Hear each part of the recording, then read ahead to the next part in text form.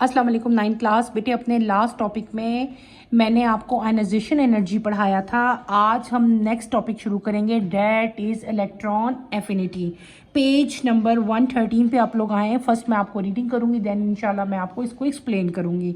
Electron affinity is the amount of energy change when an electron is added up in the outermost shell of an isolated gaseous atom. For example, 328 kilojoule per mole energy is released when electron enter in the fluorine atom. Fluorine plus electron is equals to F1 minus delta H is equals to minus 328 kilojoule per mole. Electron affinity values are also related to the size of the atom. The smaller the size of an atom, the higher the force of attraction with which the nucleus will attract the entering electron, and hence higher the value of electron affinity.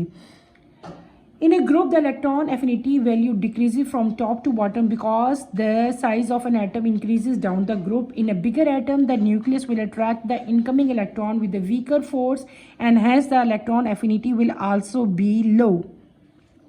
मैंने आपको क्या बताया बेटे, जो topic मैंने अभी reading किया है, और सबसे पहली चीज़ क्या हमने पढ़नी है, इलेक्ट्रॉन एफिनिटी। इलेक्ट्रॉन एफिनिटी क्या चीज़ है बेटे? ये वो अमाउंट ऑफ एनर्जी है, अमाउंट ऑफ एनर्जी चेंज है जबकि कोई इलेक्ट्रॉन जो है किसी भी एटम के जो है आउटर मोस्ट शेल में आके क्या होता है, एडअप होता है। तो जो अमाउंट ऑफ एनर्जी चेंज आती है उसको हम लोग क्या कहते हैं? उसको हम लोग कहते हैं इलेक्ट्रॉन एफिनिटी कहते हैं। क्या कहते हैं उसको हम लोग? Electron affinity. क्लियर हो गया? क्या मैंने बता दिया? किसी भी कोई भी एटम हो, ठीक है, उसमें जब कोई भी नए इलेक्ट्रॉन आके ऐड अप होंगे उसके आउटर मोस्ट शेल में, तो जो उसमें एनर्जी चेंज आएगा उसको हम लोग क्या कहेंगे? इलेक्ट्रॉन एफिनिटी कहेंगे। Is that clear? इसकी कॉमन एग्जांपल आपकी बुक में दी हुई है, फ्लोरीन प्लस इलेक्ट्रॉन, तो आपके पास क्या बन जाता है? F1 बन जाता है, ठीक है। और इनके ऊपर, इसके ऊपर क्या होगा आपके पास जो है एनर्जी जो आ रही है डेल्टा एच, यानी कि चेंज इन ये है, चेंज इन एनर्जी कितनी आ रही है? -328 किलो जूल पर मोल है। ये आपने इसकी एग्जांपल करनी है और आपने इसकी क्या करनी है बेटे? डेफिनेशन करनी है। ये आपने बात याद रखनी है। इलेक्ट्रॉन एफिनिटी जो है वो आपका -1 भी हो सकता है, -2 भी हो सकती है। अगर जो है वो आगे फर्दर हम लोग इसको इंशाल्लाह डिटेल से पढ़ेंगे। इलेक्ट्रॉन एफिनिटी जो है बेटे, ये बहुत सारे फैक्टर्स हैं जो जिनके ऊपर डिपेंड करती है। For example size of atom के ऊपर जो है वो बहुत ज़्यादा डिपेंड करती है। जो स्मॉल साइज़ के एटम्स होते हैं, आपने ये बात रखनी है, वो एटम जिनका साइज स्मॉल होता है उनकी इलेक्ट्रॉन एफिनिटी जो है वो ग्रेटर होती है। क्या मैंने बताया? वो एटम जिनका साइज स्मॉल होगा उनकी इलेक्ट्रॉन एफिनिटी क्या होगी? ज़्यादा होगी, ग्रेटर होगी। दूसरा फैक्टर क्या चीज़ है? दूसरा फैक्टर है न्यूक्लियर चार्ज, ठीक है। तो आप लोग यूँ लिख सकते हो, greater than nuclear charge of an element, stronger is the force of attraction. दस कैसे आप कह सकते हैं इसको? हम लोग शॉर्ट वर्डिंग में कैसे लिख सकते हैं? Increase in the nuclear charge. अगर न्यूक्लियर चार्ज इंक्रीज होगा तो इलेक्ट्रॉन एफिनिटी भी इंक्रीज होगी। तीसरा फैक्टर जो है इलेक्ट्रॉन एफिनिटी जो है, जब आपके उसमें नए सबशेल्स ऐड होते रहते हैं तो इलेक्ट्रॉन एफिनिटी क्या होती रहती है बेटे? लो होती रहती है। ये कुछ फैक्टर्स हैं जिनके ऊपर इलेक्ट्रॉन एफिनिटी जो है वो डिपेंड कर रही होती है। उसके बाद आपके आते हैं ट्रेंड्स। ये ट्रेंड्स आते हैं। ट्रेंड्स का मतलब होता है कि ग्रुप में ये कैसे बिहेव कर रही है और ये पीरियड में कैसे बिहेव कर रही है, ठीक है। In the group the electron affinity values decreases from top to bottom because the size of atom increase down the group. In the bigger atom the nucleus will attract the incoming electron with the weaker force, and hence the electron affinity will also be low. यहाँ पे आपका trend लिखा भी हुआ। कौन सा trend लिखा हुआ है? In the group. ग्रुप की बात हुई है कि जब आप ग्रुप में टॉप टू बॉटम, ऊपर से नीचे आए तो वो ग्रुप होते हैं ना, फ्रॉम टॉप टू बॉटम आप लोग आते हैं तो क्या होता है कि इलेक्ट्रॉन एफिनिटी की वैल्यू बेटे क्या हो जाती है? डिक्रीज हो जाती है। क्या होती है? डिक्रीज होती है। क्यों डिक्रीज होती है? क्योंकि एटॉमिक साइज जो है वो क्या हो रहा होता है? वो इंक्रीज हो रहा होता है। एटॉमिक साइज क्या होता है? इंक्रीज हो रहा होता है। तो जैसे जैसे एटॉमिक साइज इंक्रीज होता है इलेक्ट्रॉन एफिनिटी जो है वो क्या हो जाती है? डिक्रीज हो जाती है। ये बात हम पहले भी ऊपर में आपको बताई हूँ। मैंने आपको बताया था ना, the smaller the size of an atom greater is the electron affinity. तो जब आप पीरियड्स में फ्रॉम टॉप टू बॉटम जाते हो ना, ऊपर से नीचे अगर हम पीरियड में आए तो बेटे एटॉमिक साइज जो है वो क्या होता रहता है, इंक्रीज होता रहता है, क्योंकि उसमें शेल्स जो हैं वो और ऐड होती जाती हैं। तो ग्रुप, इसका मतलब क्या हुआ कि ग्रुप में जब टॉप टू बॉटम आप आओगे तो क्या होगा, एटॉमिक साइज इंक्रीज हो रहा होगा। इसका मतलब है कि इलेक्ट्रॉन एफिनिटी की जो वैल्यूज हैं वो क्या होती जाएंगी, वो डिक्रीज होती जाएंगी। क्लियर हो गया। और ये क्यों डिक्रीज होती हैं, because of the size of atom increases, ये इसका रीजन है। और दूसरी चीज़ हमने क्या पढ़ लेना, इसका ट्रेंड इन पीरियड्स में, इसका ट्रेंड क्या आपकी बुक में नहीं है लेकिन आप लोग वो भी राइट कर लें कि जब हम पीरियड में मूव करते हैं फ्रॉम लेफ्ट टू राइट, ठीक है, तो इससे क्या होता है कि आपका इंक्रीज होगी, ठीक है। इलेक्ट्रॉन एफिनिटी जो पीरियड्स में फ्रॉम लेफ्ट टू राइट जब आप मूव करते हो तो इलेक्ट्रॉन एफिनिटी जो है वो क्या होती है बेटे, इंक्रीज होती है। ये बात आपने याद रखनी है। ग्रुप में ये क्या है, ग्रुप में ये डिक्रीज होती है, और पीरियड में मैंने क्या बता दिया, पीरियड में मैंने बताया कि ये इंक्रीज होती है। इस बात को आपने याद रखना है, ठीक है। क्लियर हो गया। ये दो ट्रेंड्स आपने बताने होते हैं, ठीक है। अगला आपको थिंग्स टू नो में लिखा हुआ है, while first electron affinities can be negative और positive, second electron affinity are always positive. Electron affinities बेटे दो तरह की होती हैं, एक होती है फर्स्ट इलेक्ट्रॉन एफिनिटी और एक होती है सेकंड इलेक्ट्रॉन एफिनिटी, ठीक है। फर्स्ट इलेक्ट्रॉन एफिनिटी में हमेशा जो होता है क्या होता है कि आपके पास जो है यहाँ पे माइनस आएगा या 1 माइनस आएगा, लेकिन जब सेकंड इलेक्ट्रॉन एफिनिटी पढ़ते हैं तो वहाँ पे क्या आता है, 2 माइनस आता है। याद रखना है आपने ये बात। तो इन्होंने आपको ये चीज़ बताई हुई है कि जो फर्स्ट इलेक्ट्रॉन एफिनिटी है वो क्या होती है, नेगेटिव भी हो सकती है, पॉजिटिव भी हो सकती है, लेकिन जो सेकंड है वो हमेशा क्या होगी, पॉजिटिव होगी। यहाँ पे आपको ग्रुप 17 के एलिमेंट्स दिए हुए हैं और यहाँ पे उनकी आपको इलेक्ट्रॉन एफिनिटीज दी हुई हैं। ये आपने एज इट इज़ ही याद करनी है बेटे, ये आपके ऑब्जेक्टिव में आती हैं। क्लियर हो गया। अब हम अपने आते हैं अगली प्रॉपर्टी की तरफ। Second one is electronegativity. Electronegativity of an atom is its electron attracting ability. It is defined as the force with which an atom attracts the shear pair of electron toward itself in a bound. Electronegative atoms are those whose outer electron are attracted by a large nuclear charge. It increases from left to right in period and decreases from top to bottom in a group. Thus, the most electronegative atoms are found at the top right hand corner of the periodic table. The most electronegative atoms are F, O, N and Cl. F for fluorine, O for oxygen, N for nitrogen and C for chlorine. Table 8.9 and table 8.10. The most electropositive elements lie at the bottom left of the periodic table. हमने क्या पढ़ा बेटे, जो अगली हम लोग different type की properties जो हैं वो पढ़े थे, उनमें से अगली जो मैंने भी आपको जिसकी रीडिंग करवाई है, डैट इज़ इलेक्ट्रोनेगेटिविटी। इलेक्ट्रोनेगेटिविटी क्या होती है, किसी भी एटम की बेटे वो पावर जिससे वो शेयर पेयर ऑफ इलेक्ट्रॉन्स को अपनी तरफ अट्रैक्ट कर सके, ठीक है, उस पावर को क्या कहते हैं हम लोग, इलेक्ट्रोनेगेटिविटी कहते हैं। मैं आपको आसान अल्फाज में समझा रही हूँ बेटे, किसी भी एटम, कोई भी एटम है ना, किसी भी एटम की वो एबिलिटी, वो सलाहियत, वो काबिलियत कि जिसकी वजह से वो कोई भी इलेक्ट्रॉन का पेयर अपनी तरफ अट्रैक्ट करे, उसको, उस पावर को हम लोग क्या कहते हैं, इलेक्ट्रोनेगेटिविटी कहते हैं। या आप पावर की जगह फोर्स भी कह सकते हो, वो फोर्स जिसकी वजह से कोई एटम जो है वो इलेक्ट्रॉन पेयर को अपनी तरफ अट्रैक्ट करे, उसको हम लोग क्या कहते हैं, इलेक्ट्रोनेगेटिविटी कह सकते हैं। इसको यहाँ पे आपकी बुक में डेफिनेशन लिखी हुई है कि force with which an atom attract the shared pair of electron toward itself in a bond, ठीक है, वो फोर्स जिससे एटम जो है शेयर पेयर ऑफ इलेक्ट्रॉन को अपनी तरफ अट्रैक्ट करे, उसे हम लोग क्या कहते हैं, इलेक्ट्रोनेगेटिविटी कहते हैं, ठीक है। इलेक्ट्रोनेगेटिविटी जो है आउटर इलेक्ट्रॉन्स को अपनी तरफ अट्रैक्ट करती है। अगर आप इसका ट्रेंड देखो पीरियड्स में, तो पीरियड्स में फ्रॉम लेफ्ट टू राइट बेटे जब आप मूव करते हो, लेफ्ट टू राइट ही होते हैं ना पीरियड, तो पीरियड में जब आप लेफ्ट टू राइट मूव करते हो तो इलेक्ट्रोनेगेटिविटी क्या होती है, आपकी इंक्रीज होती है। क्या होती है इसका ट्रेंड, अगर हम पीरियड में देखें तो पीरियड में क्या हो रही है, इंक्रीज हो रही है, लेकिन जब आप ग्रुप में from top to bottom move करते हो तो इलेक्ट्रोनेगेटिविटी क्या हो जाती है, डिक्रीज हो जाती है। ये बात आपने याद रखनी है, ठीक है। और अगर आप पीरियोडिक टेबल को देखोगे तो सबसे ज़्यादा इलेक्ट्रोनेगेटिव एटम जो हैं वो कौन कौन से हैं, फ्लोरीन है, ऑक्सीजन है, नाइट्रोजन है एंड क्लोरीन है, ठीक है। और जो मोस्ट इलेक्ट्रोपॉजिटिव दो तरह के एलिमेंट्स हैं, एक होते हैं इलेक्ट्रो इलेक्ट्रोनेगेटिव और एक होते हैं इलेक्ट्रोपॉजिटिव। इलेक्ट्रोनेगेटिव की मैंने आपको एग्जांपल्स बताई जो कि राइट हैंड कॉर्नर पे होते हैं और लेफ्ट हैंड कॉर्नर पे जो होते हैं वो इलेक्ट्रोपॉजिटिव एलिमेंट्स होते हैं, ठीक है। ये आपने याद रखना है। यहाँ पे आपकी बुक में अगले पेज पे आप नेक्स्ट पे आओ तो आपको यहाँ पे कुछ एग्जांपल्स दी हुई हैं बेटे। Electronegatives of element of second period measure in Pauling scale. ये एक स्केल है जिससे कि हम इलेक्ट्रोनेगेटिविटी जो है बेटे मेजर करते हैं। उस स्केल का नाम यहाँ पे जो है वो लिखा हुआ है। ये एक साइंटिस्ट था, एक केमिस्ट था, आपकी बुक पे नहीं है लेकिन वैसे जस्ट आपको इन्फॉर्मेशन के लिए मैं बता रही हूँ। ये जो वर्ड लिखा हुआ है ना पॉलिंग स्केल बेटे, ये एक साइंटिस्ट था, इसका नाम था लिनस पॉलिंग। लिनस पॉलिंग एक केमिस्ट था, अमेरिकन केमिस्ट। इसने एक स्केल डेवलप किया था जिसकी वजह से हम डिफरेंट एटम्स की इलेक्ट्रोनेगेटिविटीज़ जो है उनको मेजर कर सकते थे, उनकी वैल्यू जो है वो फाइंड आउट कर सकते हैं, ठीक है। और उसी के नाम की वजह से इस स्केल का नाम भी पॉलिंग स्केल रख दिया गया था। अब तो क्लियर हो गया ना ये पॉलिंग स्केल क्या है।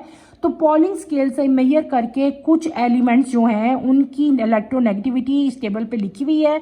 ये आपने एज इट इज़ याद करनी है। ये सेकंड पीरियड के एलिमेंट है, lithium, beryllium, boron, carbon, nitrogen, oxygen and fluorine, और नीचे इनकी इलेक्ट्रोनेगेटिविटी बेटे दी हुई है। फिर आपके कुछ और एलिमेंट्स यहाँ पे दिए हुए हैं ग्रुप 17 के, ठीक है। ये सेकंड पीरियड के एलिमेंट थे, ये ग्रुप 17 के हैं, fluorine, chlorine, bromine and iodine, और ये इनकी इलेक्ट्रोनेगेटिविटीज़ आपको जो दी हुई हैं, ठीक है। यहाँ पे एक और इंटरेस्टिंग इन्फॉर्मेशन दी हुई है। Electronegativity is one of the most well known property for explain why chemical reaction take place. इसके बाद बेटे हमारी नेक्स्ट प्रॉपर्टी जो हमने पढ़नी है वो क्या चीज़ है, वो है मेटालिक करैक्टर एंड रिएक्टिविटी। हमने क्या पढ़ेंगे नेक्स्ट, हम पढ़ेंगे मेटालिक करैक्टर एंड रिएक्टिविटी, ठीक है। The metallic character is a tendency of an element to lose electron and form positive ion or cation. Since the ionization energy decreases down the groups, the elements have increased ability to lose electron. For this reason, both the metallic character and reactivity increase down the group. As we move from left to right in a period, the nuclear charge increases due to gradual increase in the number of proton in the nucleus. Owing to this, the valence electrons are pulled strongly by nucleus, making it difficult for the atom to lose electron. Hence, the metallic character decreases in the period from left to right. The chemical reactivity gradually decreases as we move from left to right in period.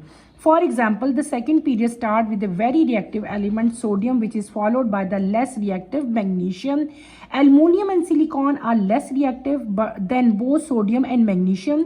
This is because the number of valence electron increases, making it difficult to lose electron. Moving further right in a period toward non-metal, the chemical activity या reactivity gradually again increases, ठीक है। आपने जो next चीज़ हमने पढ़ी वो हमने क्या पढ़ा, मेटालिक करैक्टर। मेटालिक करैक्टर पहले आपको ये पता होना चाहिए what is metallic character. Metallic character बेटे क्या होता है, तो आपने बताना है metallic character of an element is typically their tendency to lose electron. किसी भी एलिमेंट की टेंडेंसी के वो इलेक्ट्रॉन लूज करता है टू फॉर्म। इलेक्ट्रॉन लूज करने के बाद क्या होता है, वो उनके ऊपर पॉजिटिव चार्ज आ जाता है। वो कौन से आयन बन जाते हैं, पॉजिटिव आयन बन जाते हैं। और पॉजिटिव आयन को बेटे क्या कहते हैं, केटाइन कहते हैं। यानी कि मेटालिक करैक्टर एलिमेंट का क्या होता है, the metallic character of an element is typically their tendency to lose electron and form positive ion और cation। जैसे कि आपको याद हो कि सोडियम जो है वो इलेक्ट्रॉन देता है और उसके ऊपर पॉजिटिव चार्ज आ जाता है, वो केटाइन बन जाता है।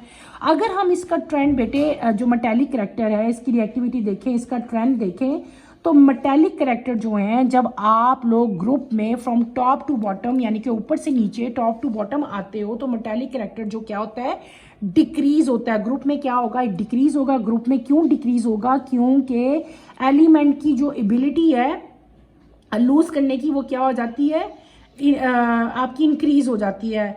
तो आपका मैंने क्या सॉरी हम क्या पढ़ रहे थे, मैंने आपको बताया था कि ग्रुप में जब आप टॉप टू बॉटम बेटे मूव करते हो तो आयनाइजेशन एनर्जी डिक्रीज होती है, नॉट मेटालिक करैक्टर। क्या चीज़ डिक्रीज होती है, मैंने आपको थोड़ा सा वो कन्फ्यूजन होगी थी।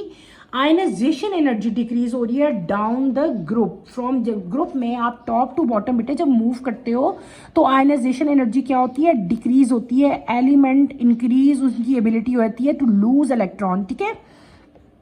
इसका मतलब क्या हुआ कि जो मेटेलिक करेक्टर हैं और जो उनकी रिएक्टिविटी है वो डाउन द ग्रुप जो है वो इंक्रीज होगी। जैसे जैसे आप ग्रुप में फ्रॉम मूव करते हो टॉप टू बॉटम, तो मेटेलिक करेक्टर जो है और जो रिएक्टिविटी है किसी भी एलिमेंट की वो ग्रुप में क्या होती है बेटे, इंक्रीज होती है एज वी मूव डाउन। ठीक है, जब हम अगर पीरियड्स में इसकी बात करते हैं तो पीरियड्स में क्या होता है बेटे, आपने इसका ये तो हमने क्या पढ़ लिया, इसका हमने पढ़ लिया ग्रुप में। जब पीरियड में क्या होता है कि आप पीरियड में आपने ये बताना है कि मेटेलिक करेक्टर जो है किसी भी पीरियड में बेटे, जब हम लेफ्ट से राइट मूव करते हैं तो केमिकल रिएक्टिविटी क्या होती है, ग्रेजुअली डिक्रीज हो जाती है। क्या हो जाती है, डिक्रीज हो जाती है। ये बात आपने याद रखनी है। ठीक है, यानी कि जब हम पीरियड में लेफ़्ट टू राइट मूव करेंगे न्यूक्लियर चार्ज इंक्रीज होगा, जिसकी वजह से क्या होगा, नंबर ऑफ प्रोटॉन जो हैं उनके अंदर ग्रेजुअल इंक्रीज आना शुरू हो जाएगा। ठीक है, और तो कहने का मतलब ये हुआ, इन शॉर्ट ये बात है कि पीरियड में मेटेलिक करेक्टर, जो मेटेलिक करेक्टर हैं और जो रिएक्टिविटी है वो क्या होना शुरू होती है, वो डिक्रीज होना शुरू हो जाती है। और मैंने आपको क्या बताया कि जब आप पीरियड में लेफ़्ट टू राइट मूव करोगे तो मेटेलिक करेक्टर क्या होगा, डिक्रीज होगा। और ये डिक्रीज क्यों होगा, वाई, ये भी आपका कोई पूछा जा सकता है कि क्यों होता है बेटे, क्योंकि न्यूक्लियर चार्ज इंक्रीज हो जाता है, नंबर ऑफ प्रोटॉन जो हैं वो भी ज़्यादा हो जाते हैं। ठीक है, तो मेटेलिक करेक्टर जो है पीरियड में क्या होगा बेटे, ये डिक्रीज होगा फ्रॉम लेफ़्ट टू राइट। अगर आप पीरियोडिक टेबल में लेफ़्ट टू राइट मूव करते हो तो सेकंड पीरियड जो है वो रिएक्टिव एलिमेंट से स्टार्ट होता है, लेकिन आगे फर्दर आप लोग मूव करते रहते हो तो रिएक्टिविटी जो है वो कम होती जाती है। इसी तरह आगे फर्दर मूव करो तो और कम हो जाएगी। ठीक है, ये इसलिए होते हैं क्योंकि उनके वैलेंस इलेक्ट्रॉन जो हैं वो बढ़ते जाएंगे और जो उनकी एबिलिटी टू लूज इलेक्ट्रॉन है वो क्या होती जाएगी, वो बिल्कुल डिफिकल्ट होती जाएगी, ख़त्म होती जाएगी। अगर फर्दर आप राइट की तरफ मूव करोगे तो आपके क्या नॉन मेटल स्टार्ट हो जाएंगे और केमिकल रिएक्टिविटी जो है वो दोबारा आपकी ग्रेजुअली इंक्रीज होना शुरू हो जाती है। मैं क्या बात बता रही हूँ, मैं आपको पीरियोडिक टेबल में बेटे समझाती हूँ, आपको शायद समझ आए। मैंने क्या बात की कि जब हम लोग लेफ्ट टू राइट, यानी कि ये पीरियड्स है ना आपके, लेफ्ट टू राइट अगर हम मूव करें तो मैंने अभी क्या वर्ड बोला, मैंने कहा जब मैं लेफ्ट टू राइट मूव करती हूँ पीरियड में तो ये जो इलेक्टिविटी है ये क्या होती है, मेटेलिक करेक्टर जो है ये क्या होता है, ये डिक्रीज हो जाता है। क्या हो जाता है, डिक्रीज हो जाता है। मैंने यही कहा ना, एग्जाम्पल आपकी बुक में क्या लिखी हुई थी, अगर आप ये सेकंड पीरियड देखो, ये फर्स्ट पीरियड था, ये सेकंड पीरियड है ना, हाइड्रोजन और हीलियम तो इसके अलावा है। अगर आप अपना सेकंड पीरियड देखो, सेकंड पीरियड में बेटे अगर आप देखो ये सोडियम Na सोडियम लिखा हुआ है, सोडियम जो है ये सेकंड जो पीरियड है ये सोडियम से स्टार्ट हो रहा है। फर्स्ट तो लिथियम से स्टार्ट होता है ना, सेकंड जो है ये सोडियम से स्टार्ट हो रहा है। सोडियम जो है वेरी रिएक्टिव एलिमेंट है। क्या है, वेरी रिएक्टिव है। सोडियम के बाद जो अगला एलिमेंट आता है वो मैग्नीशियम आता है। मैग्नीशियम जो है लेस रिएक्टिव है देन सोडियम, यानी कि देखो ये ज़्यादा रिएक्टिव था, ये कम रिएक्टिव हो गया। एल्युमिनियम और सिलिकॉन उससे ज़्यादा कम रिएक्टिव हो गए। ठीक है, यानी कि कहने का मतलब ये हुआ बेटे, जैसे जैसे आप लेफ्ट टू राइट पीरियड में आओगे तो क्या होगा, आपका मेटेलिक करेक्टर जो है वो कम होता जाएगा, आपकी जो केमिकल रिएक्टिविटी है वो भी ग्रेजुअली जो है वो डिक्रीज होती जाएगी। फिर आपका एल्युमिनियम और सिलिकॉन है वो लेस रिएक्टिव है देन सोडियम एंड मैग्नीशियम। ठीक है, और ये क्यों है, क्योंकि इनके वैलेंस इलेक्ट्रॉन जो हैं वो बढ़ते जाते हैं, इंक्रीज होते जाते हैं। क्लियर हो गया। अगर आप बिल्कुल इसके आगे आ जाते हो, बिल्कुल पीरियड के लेफ्ट टू राइट मूव करते आते हो तो एंड पे आपके पास क्या आना शुरू हो जाते हैं, हम सेकंड पीरियड देख रहे थे ना एल्युमिनियम वाला, तो एंड पे सिलिकॉन के बाद आपके नॉन मेटल्स शुरू हो जाते हैं, यानी कि यहां तक मेटल्स खत्म, बाद में आपके क्या शुरू हो गए, नॉन मेटल्स शुरू हो जाते हैं। ये फास्फोरस, सल्फर, ये क्या है बेटे, ये नॉन मेटल्स हैं। फिर आपके उसके बाद क्या आ जाएंगे, हेलोजन आ जाएंगे। जब आप पीरियड्स नॉन मेटल्स की तरफ मूव करना शुरू कर जाते हो तो केमिकल रिएक्टिविटी जो है वो दोबारा से आपकी इंक्रीज होना शुरू हो जाती है। आई होप कि आपको समझ आ गई होगी। क्लियर हो गया बेटे। यहाँ पे एक और इंपॉर्टेंट नोट लिखा हुआ है, metallic character of a metal gradually generally determine it's level of reactivity. जो मेटेलिक करेक्टर है वो किसी भी मेटल की जो रिएक्टिविटी है उसको बेटे जो है डिटरमिन करता है। आपको मेटेलिक करेक्टर देख के पता चल जाता है कि ये एलिमेंट जो है कितना रिएक्टिव है, इसकी रिएक्टिविटी क्या है। लास्ट में आपकी जो आती है that is density. What is density? It is the mass of the substance in a unit volume. Density of an element generally increases from top to bottom in a group but varies less significantly from left to right in a period. It is expressed in gram per centimeter cube. Density क्या है बेटे? Density एक ratio है mass of a substance in a unit volume, ठीक है, यानी कि m/v जो है उसको हम लोग क्या कहते हैं? डेंसिटी कहते हैं। डेंसिटी जब आप जो है आपकी इंक्रीज होती है फ्रॉम टॉप टू बॉटम, यानी कि ग्रुप में जब आप टॉप टू बॉटम मूव करते हो तो आपकी डेंसिटी जो है एलिमेंट्स की वो क्या होती है? इंक्रीज होती है। लेकिन जब left to right in the period आते हो तो डेंसिटी जो है वो आपकी डिक्रीज होती है। मैंने आपको क्या बताया? हमने दो चीज़ें पढ़ ली। हमने क्या पढ़ा? आपका फर्स्ट ग्रुप मैं बताती हूँ आपको, जिस तरह के ये है लिथियम और ये आपकी डेंसिटीज़ बढ़ रही हैं। मैंने बताया था ग्रुप में, ये ग्रुप है ना, ऐसे नीचे को हम आए, ये first group, second group, third group. तो ग्रुप में जब आप टॉप टू बॉटम आते हो तो डेंसिटी जो है वो क्या होगी? इंक्रीज होगी, ठीक है।